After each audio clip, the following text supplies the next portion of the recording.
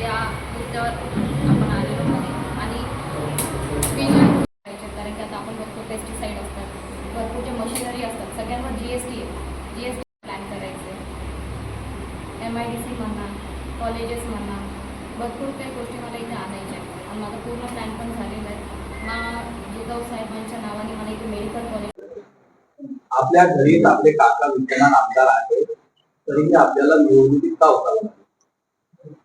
मी जसं तुम्हाला आधी म्हटलं, ही निवडणूक मी माझ्यासाठी व माझ्या मतदारसंघासाठी लढतीये, शेतकऱ्यांसाठी लढतीये. शेतकऱ्यांचे सगळ्यात जास्त प्रश्न इथे. तुम्ही मागे पण बघितलं असेल, मी 2 ते 3 आंदोलन आपल्या इथे केले होते, एक देळगाव राजा, एक सिंदखेड राजा. कारण की काय, विरोधात जाऊन काही भेटत नसतं. आम्हाला पण आमचं भविष्य घडवायचं आणि मतदारसंघाचं भविष्य घडवणं हे आमच्या हातात आहे. आजकाल आम्ही शिकलेला वर्ग आहे आणि शिकलेल्या वर्गाला पण भरपूर काही गोष्टी कळतात.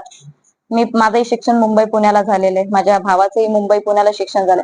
तिथली परिस्थिती बघता आणि आपल्या मतदारसंघाची परिस्थिती बघा, खूप अंतर आहे. हे बघा, असं कुठे लिहिलेलं नाहीये की तुम्ही बुलढाणा हा जिल्हा शहरात तुम्ही कन्वर्ट नाही करू शकत. केलं तर सगळं काही होतं. आणि मतदारसंघात बारामती पण शेवटी एक तालुका आहे, ठीक आहे.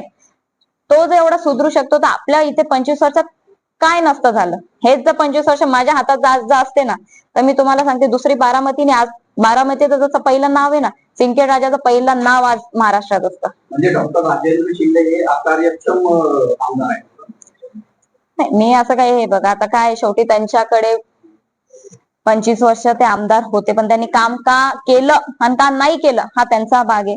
पण जर काम केले असते तर इथे दिसले पण असते. आता त्यांचे काही लोक म्हणतात की साहेबांनी हे केलं, साहेबांनी ते केलं. अरे केलं असतं तर दिसलं असतं. नाही, आता म्हणतात की केलं तर आम्ही पेपरबाजी केली नाही, आम्ही मीडियाला बोलून या गोष्टी दाखवल्या नाही. कारण की तुमच्याकडे दाखवण्यासाठी काही नाहीच आहे ना, तर तुम्ही दाखवणार काय? जर सगळे पूर्ण जर सुधरवलं असतं तर लोकांना डोळे दिलेले आहेत, लोकांनी ते बघितलं असतं. पण लोक, आज तुमचा हा पॉइंट आलेला आहे का? कारण की लोक म्हणतात आम्हाला इथे डेव्हलपमेंट पाहिजे. इथे भरपूर गोष्टींची सुविधा नाहीये. कारण की तुम्हाला सांगते, काही गावाचे रस्ते इतके वाईट आहेत की लोक आम्हाला म्हणतात की ताई, हॉस्पिटलमध्ये पोहोचेस तर पेशंटचं काय होईल आम्हाला गॅरंटी